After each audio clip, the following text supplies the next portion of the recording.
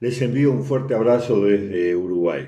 Qué linda oportunidad que Dios nos ofrece de poder encontrarnos con ustedes en un intento de poder ofrecer alguna orientación en torno a un tema que nos ocupa y que nos preocupa, como lo es la salud mental en tiempos de pandemia, y lo que yo voy a ofrecer es una perspectiva pastoral.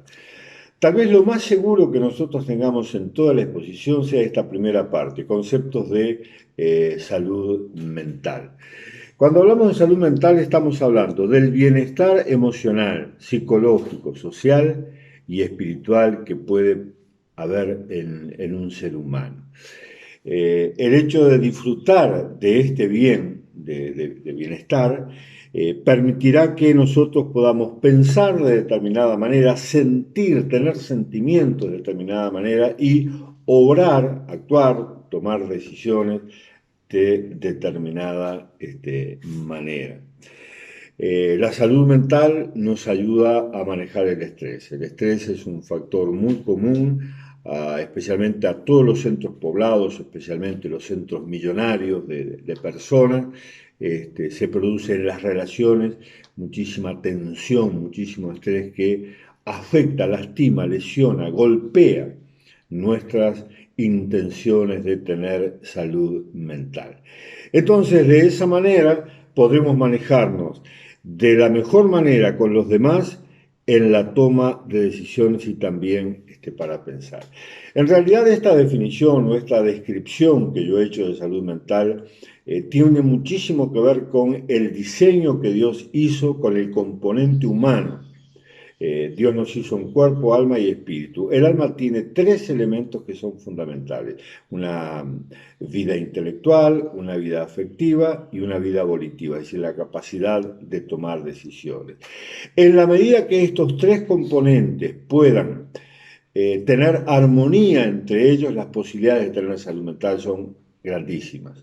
Pero si surge algún disturbio entre lo que pensamos y lo que sentimos, o entre lo que sentimos y hacemos, o entre lo que pensamos y lo que vamos a hacer, entonces ahí sí se nos complica la salud mental, por así decirlo, y entonces todo lo que tiene que ver con nuestra vida, en lugar de pasar a ser una bendición, se va a transformar en una frustración.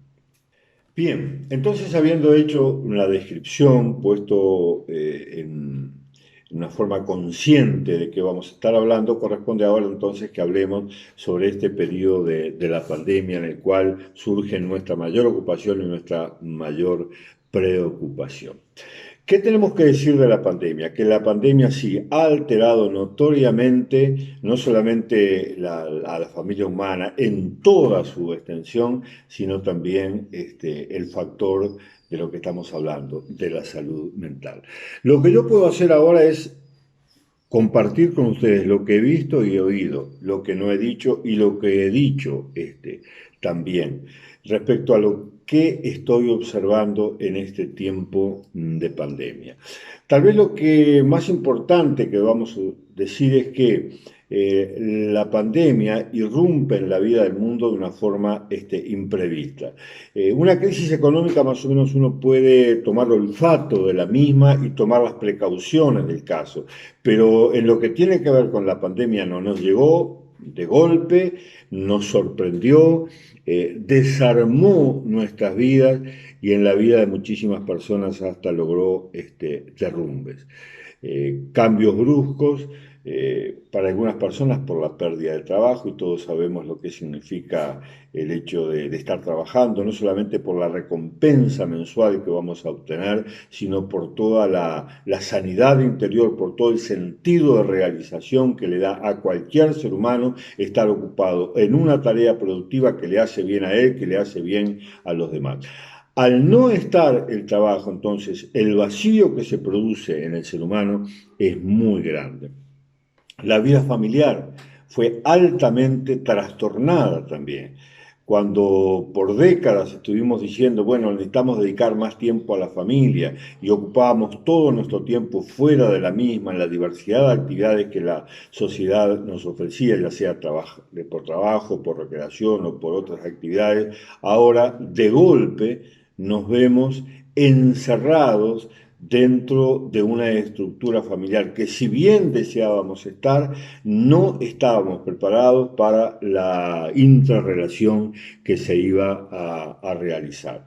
Y así como se producen abundancia las relaciones intrafamiliares, comienzan a escasear las relaciones extrafamiliares. Y eso hace que estemos a la distancia con las personas. Parece mentira que los que estaban cerca de nosotros se alejaron y los que estaban lejos de nosotros como que empezaron a acercarse. Y en este momento, luego de más de un año de pandemia, nos parece un sueño tener la posibilidad de abrazar a una persona, algo que nos era tan común, especialmente la gente del sur del continente, como Chile, Uruguay, Argentina, sur de Brasil, que uno de los elementos que más nos caracterizaba es esa comunicación energética, física, de expresar nuestro cariño a través de un abrazo. Bueno, ahora hemos estado impedidos debido al protocolo sanitario. Hemos tenido que acostumbrarnos a las relaciones virtuales, a la distancia. Y vean que una de las cosas que yo he estado reflexionando muchísimo es en el valor del poema. ¿Qué es el poema? El poema es un concepto dicho con palabras, en el cual una persona expresa su belleza interior para poder impactar positivamente a otra persona. Vaya que Pablo Neruda ha alimentado nuestros sentimientos hasta el día de hoy, por muchísimas décadas, y otros poetas de otros lugares, y bueno, es a lo lejos, a la distancia, alguien ilumina en nuestras vidas. Y bueno, yo creo que esa es por lo menos una de las cosas que yo he tratado de cultivar últimamente, al tener que encontrarme con personas que viven a miles de kilómetros de distancia de donde yo estoy, o a personas que viven a 100 o 200 metros donde yo estoy viviendo y que no tenía por muchos meses el acceso a ellos, poder elaborar, crear algo en el cual yo pudiera estar expresando mis afectos positivos hacia ellos de una manera a través de las redes sociales, sin lugar a dudas.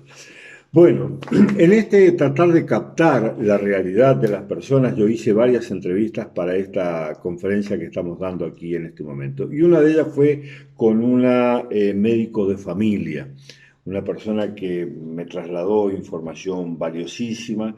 Lo que yo notaba en esta profesional, una profesional cristiana, doctora Magdalena Hermida, era el peso de estar diciendo cosas que le dolían y le afectaban. Ojo, siempre con la objetividad profesional de siempre.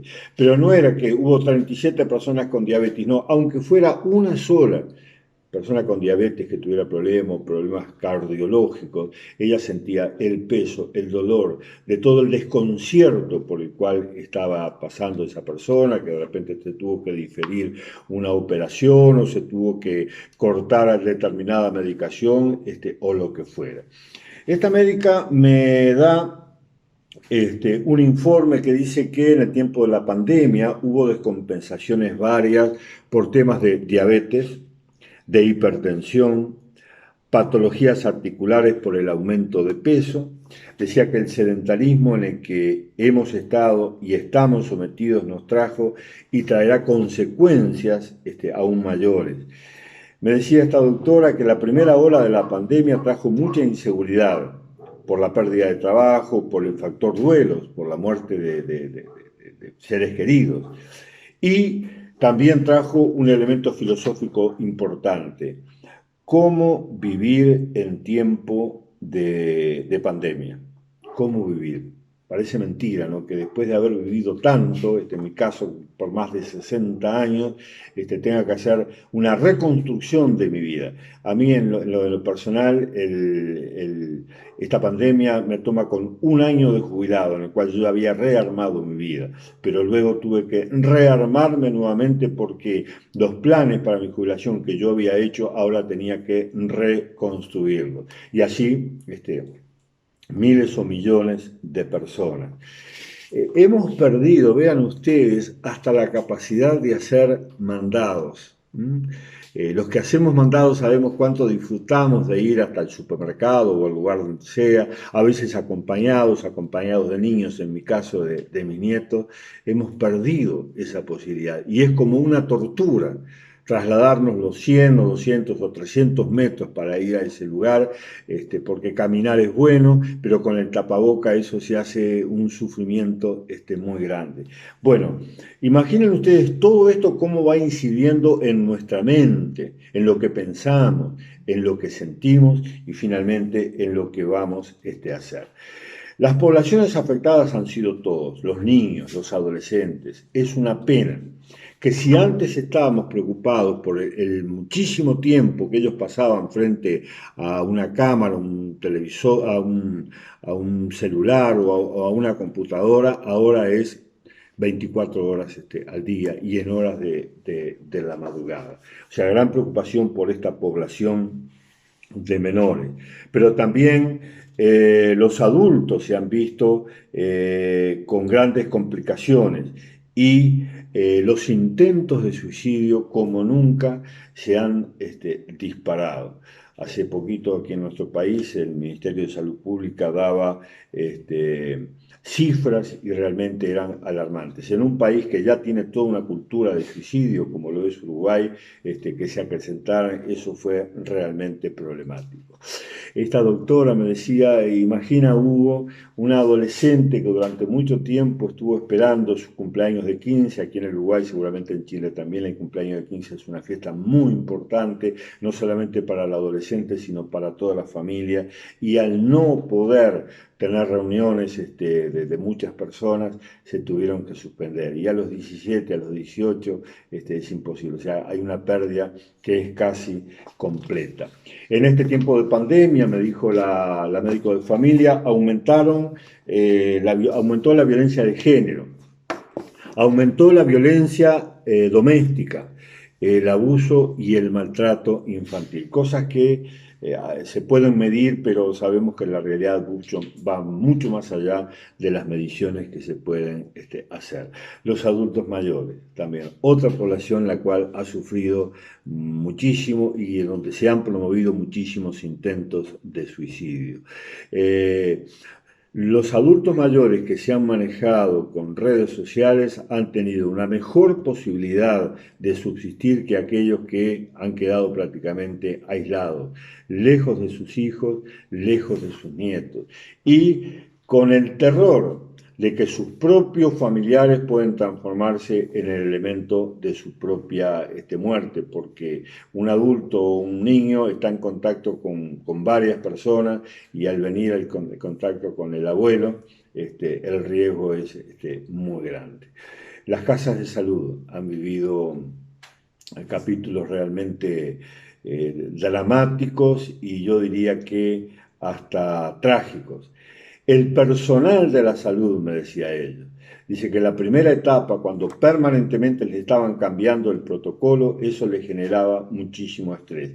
Y luego el terror cuando volvían a sus domicilios, sabiendo que ellos mismos podían ser agentes de transmisión de la enfermedad a sus propios familiares, lo cual les hacía que tomaran distancia y parece mentira, gente que se quiere y gente que está todo el día trabajando y desean encontrarse, se eludían pensando todo esto que podía estar sucediendo.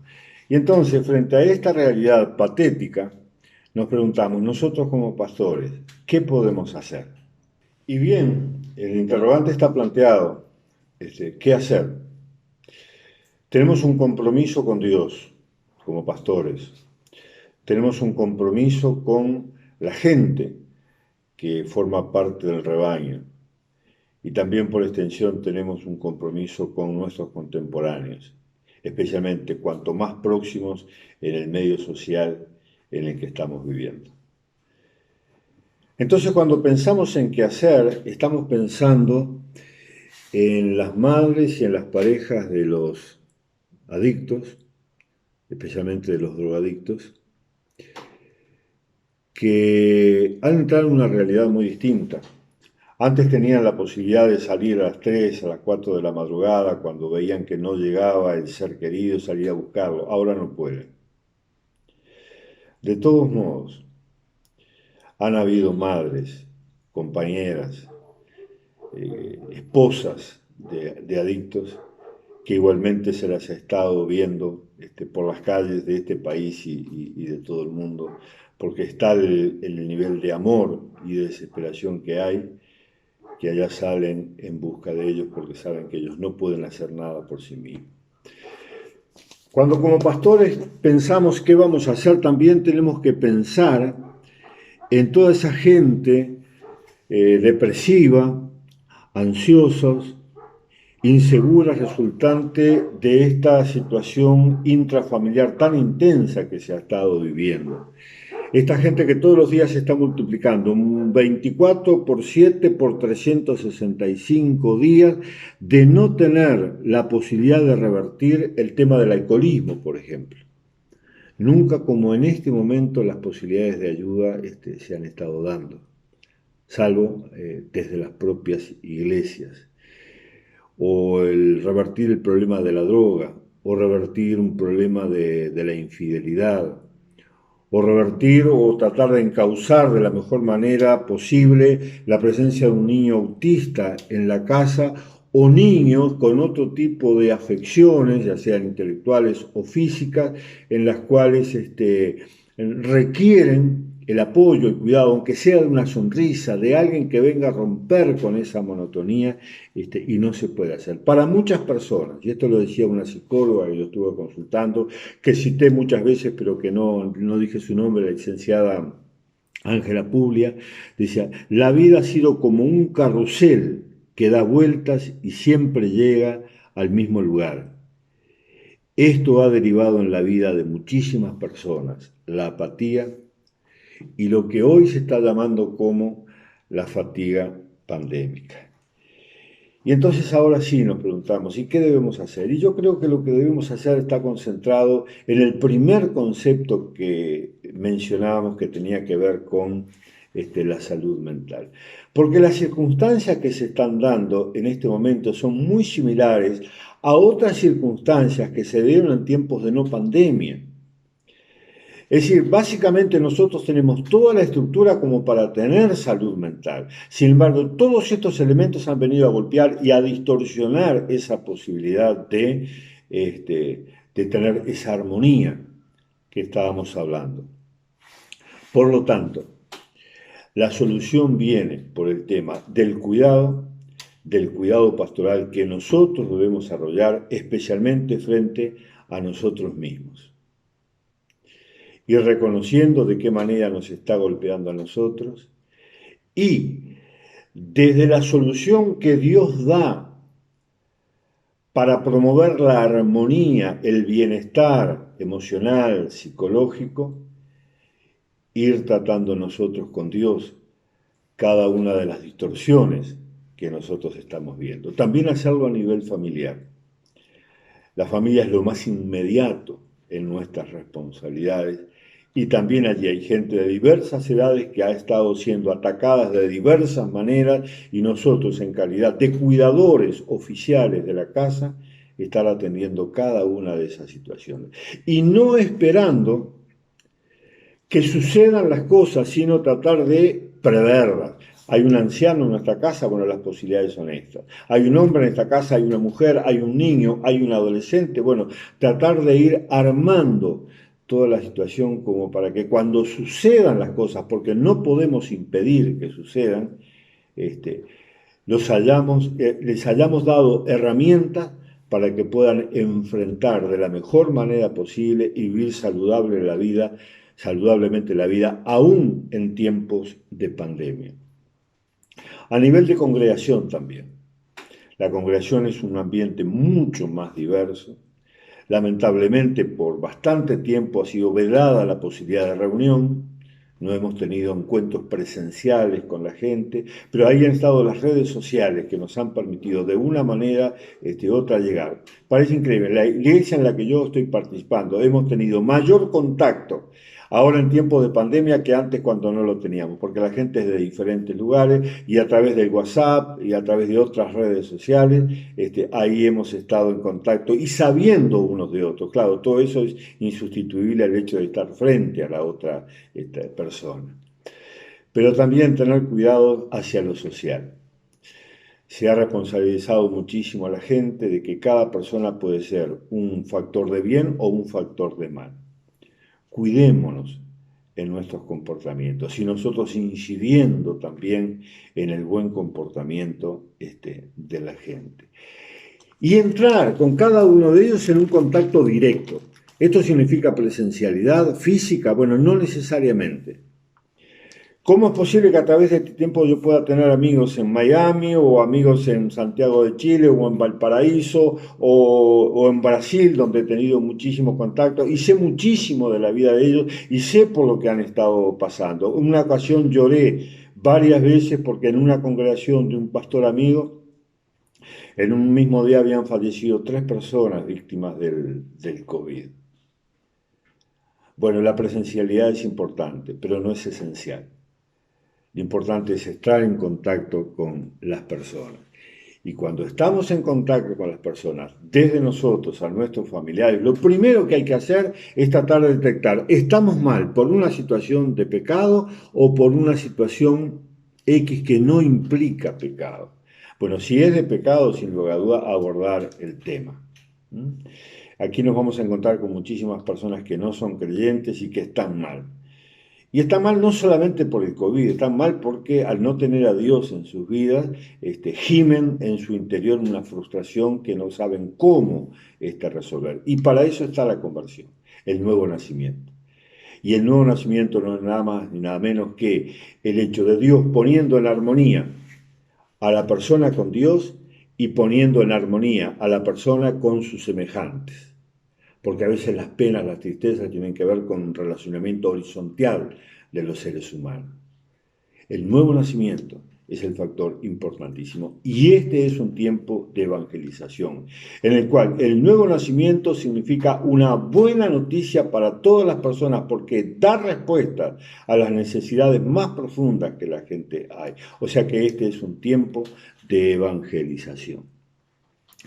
El otro elemento que está contenido dentro de la fe y que cuando Dios diseñó al ser humano tal como lo diseñó con la capacidad de ser discipulado, es decir, que haya un acompañamiento, lo que los seres humanos hablamos de un mantenimiento, porque por nosotros mismos no tenemos ni tanta sabiduría ni tantas ganas de seguir el diseño de Dios.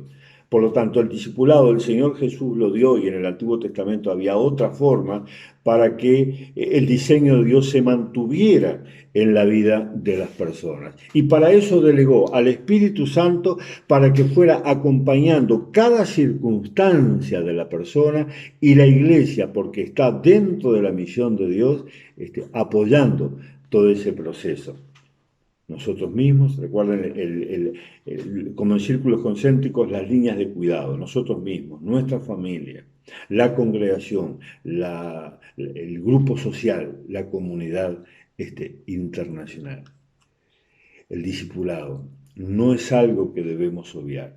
La distancia física, la no presencialidad, no significa que queda en suspenso o entre paréntesis el discipulado. Ahí está la clave de la solución para llegar a la salud mental. En tiempos de no pandemia, en la medida que hubiera un discipulado riguroso, por así decir, eso daba la garantía de que esa persona iba a tener una vida saludable.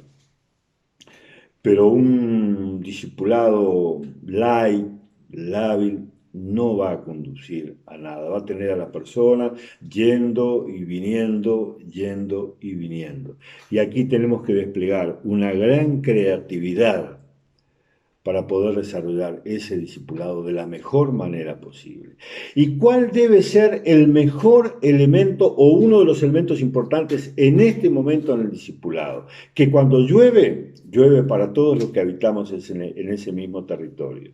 Es decir, nos es común una realidad. Los cristianos no tenemos coronita frente a determinadas situaciones. Sí, el favor de Dios, la protección de Dios, eso está clarísimo. Pero en un fenómeno como el del COVID, ¿no? Que físicamente es un virus que anda por allí, que puede entrar en cualquier organismo y destruirlo, como ha destruido el de muchísimas personas. No podemos tomar una actitud liviana frente a ello. Aquí en mi país han muerto varias personas, entre ellos pastores, porque creyeron que podían sortear esa dificultad, siguieron manteniendo la vida que estaban teniendo, con algunos tipos de desórdenes físicos, y bueno, lamentablemente tuvimos que despedirnos de ellos. Frente al tema de la realidad no podemos espiritualizar. Tenemos que ser conscientes que la realidad está allí y nos es común a todos. Porque si tuviéramos coronita, imagínense, la gente diría, ah, no, si ser evangélico significa, me voy a ser evangélico, entonces se llenaría la iglesia de gente que estaría interesada en no recibir determinados males en lugar de recibir a Dios en su corazón. En el discipulado, otro de los elementos que debe haber es la explicitación de los principios de vida. Dios nos ha dado para que nos manejemos en la vida. No olviden que la salud mental tiene que ver con lo que pensamos. Bueno, los principios de vida nos enseñan cosas, para que sintamos cosas y para que hagamos determinadas cosas. Enseñar los principios de vida de acuerdo a las circunstancias que se van presentando en nuestras vidas. Por ejemplo, les doy uno. Amar a nuestros enemigos. Está allí. Es fácil de leer, fácil de entender. A mí no me admite ningún tipo de complicaciones intelectuales el hecho de saber que yo tengo que amar a mis enemigos. Y predicarlo, pero con tanta facilidad lo hago, pero es increíble la facilidad. El tema está cuando el enemigo se me presenta con cara de cónyuge, o se me presenta con cara de hijo, o se me presenta con cara del el ex mejor amigo, o se me presenta con la cara de pastor. Yo digo, enemigo, inmediatamente activo la cantidad de enemigos que yo pueda tener y ahí aparecen. Y se me complica muchísimo la vida. Y sin embargo la vida cristiana es muy sencilla. Dios dijo, amar a tus enemigos. No tengo ninguna disculpa para decir, no, frente a tal persona, no, yo tengo que odiarlo. Ayer escuchaba en un programa de Netflix que decía, yo escuché que odiar es tomar veneno y esperar que el otro se muera. Me encantó, no es así. No estoy habilitado para odiar a nadie.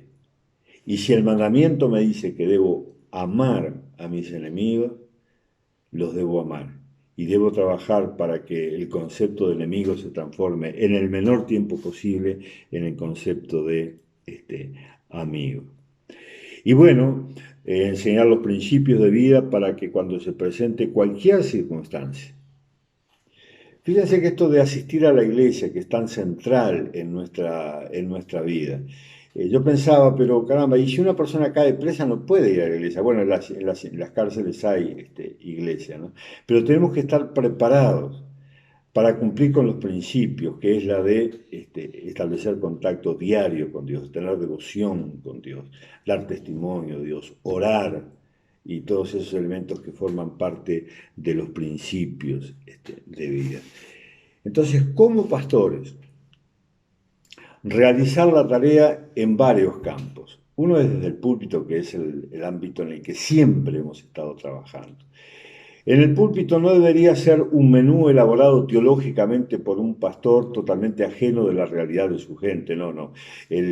Lo que surja desde el púlpito tiene que ser el resultado de una investigación de la realidad espiritual por la que están atravesando aquellas personas que forman parte de nuestro cuidado. Y entonces ahí comenzar a elaborar una gran cantidad de temas. Yo después de haber conversado con la psicóloga amiga y después con la médico de familia y con la trabajadora social, tengo sobrados elementos como para después darle forma a los mensajes que voy a compartir, porque sé que de esa manera estoy cuidando, alertando, dando elementos a la gente para que, llegado el momento de circunstancias complicadas, puedan sortearlos y no desaparezca, no disminuya la salud mental que Dios dio para ellos. En un libro de John Stott, el libro Señales de una Iglesia Viva, él decía que la iglesia tiene que desarrollar una tarea tal que ofrezca diferentes posibilidades de que la gente de nuestra congregación pueda encontrar pasto y agua en los lugares donde están.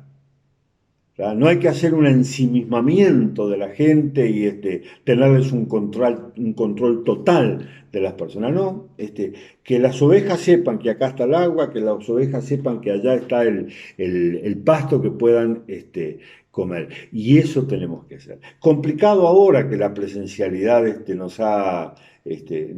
está a nuestro favor, pero vaya que hay pastores, hay congregaciones que se las han ingeniado para estar siempre muy cerca de la gente y ofreciendo el apoyo necesario que ellos estaban necesitando. Y luego la entrevista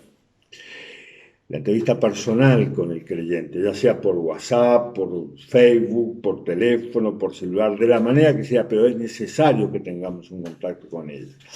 Tengo un amigo que es un estanciero en uno de los departamentos de Uruguay. Una vez le visité allí y me dijo, tengo como 1000 ovejas.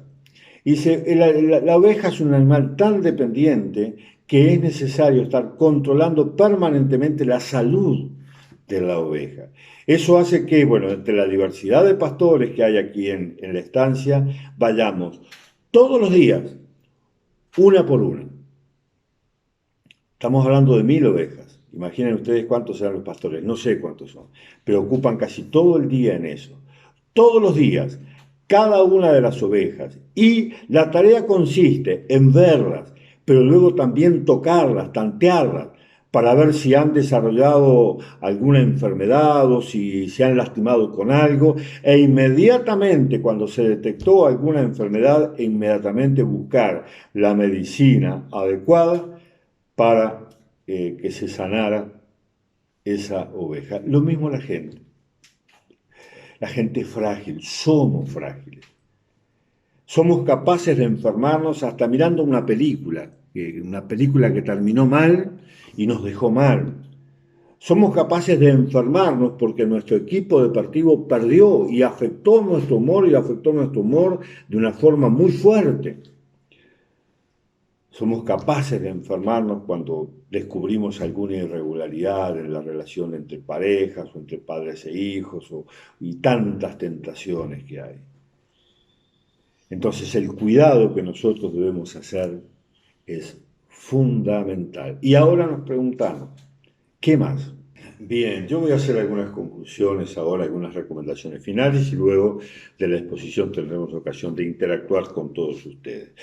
Para terminar, yo creo que el tema del cuidado tenemos que tomarlo con toda la seriedad que implica esta responsabilidad que Dios nos ha dado. Estamos en un ambiente extremadamente sensibilizado y por lo tanto es un camino adecuado para que nosotros lleguemos con nuestro apoyo. Una observación importante, nosotros podemos hacer mucho, nuestra presencia, nuestro interés por la gente, pero hay asuntos que se han dado durante la pandemia que de repente va a ser mejor que lo derivemos a otra persona. Esto es para psicólogos, podemos decir, esto es para un trabajador social, una trabajadora social, esto es para una maestra, esto es para una maestra especializada, esto es para un médico de familia. Es decir, tengamos la entereza de saber hasta dónde podemos llegar y nuestro interés va a ser patente a la persona en la medida que nosotros derivemos a otro profesional que está mejor documentado y mayor capacitado para tratar en esa área a la persona. Y lo nuestro, ir por el lado de evangelización, creo que es un tiempo de muy buenas noticias. Yo me acuerdo cuando recién irrumpió el SIDA en el mundo, uno de los elementos que se daba como muy buena noticia era el tema de la vida eterna. El sidoso tenía la expectativa de una muerte próxima. Y cuando íbamos a dar razón de nuestra fe, estábamos hablando allí de vida eterna, lo cual era vivido con muchísima alegría el hecho de saber que su cuerpo se estaba muriendo, pero sin embargo, aún así, Dios le estaba dando la posibilidad de una vida eterna. En este tiempo en la cual todos hemos sido enlutados, no hay familia en la cual no haya muerto una persona, creo que el tema de la evangelización, de la vida eterna, de la resurrección, es un tema que va a importar y va a importar mucho.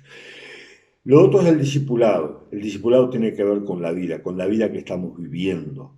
No se trata solamente de un menú teológico del que la gente aprenda, se trata de ir reconociendo circunstancias de vida que esa persona está viviendo y cuál es el versículo bíblico o el principio bíblico que coincide con eso para que la persona pueda estar tomando las mejores decisiones. Eso es el discipulado, acompañamiento de vida. Capacitación. Creo que han surgido nuevos elementos en la vida y aún así los que están creciendo en la fe necesitan saber muchas cosas, entre ellos la Biblia, entre ellos la teología bíblica, el pensamiento de Dios, las características del reino de Dios, para que éstas puedan ser trasladadas a la gente. La promoción humana. Caramba, la necesidad que hay en los seres humanos es un vehículo que nos posibilita hablar de Dios.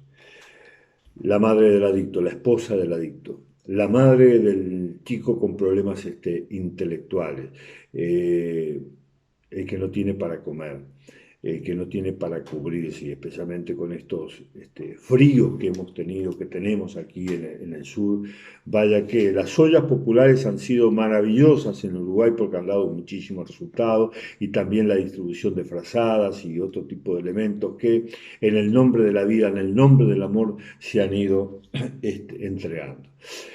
Pero fundamentalmente el elemento que a mí me ha servido muchísimo para enfrentar este tiempo pálido, este tiempo patético, ha sido el hecho de tener conciencia de que estoy en misión. Dios está en misión, yo no tengo una misión en particular, mi misión es la misión de Dios. Recuerdo que los primeros meses de la pandemia yo estaba terminando de escribir un libro basado en la vida de Salomón Ribeiro, superintendente de la Iglesia de Dios en Brasil, y los primeros meses, varios meses, día y noche trabajando en eso, y para mí estar en la misión de poder transmitir la vida de ese gran hombre de Dios, me hizo estar totalmente distraído de todo lo que estaba sucediendo en pandemia.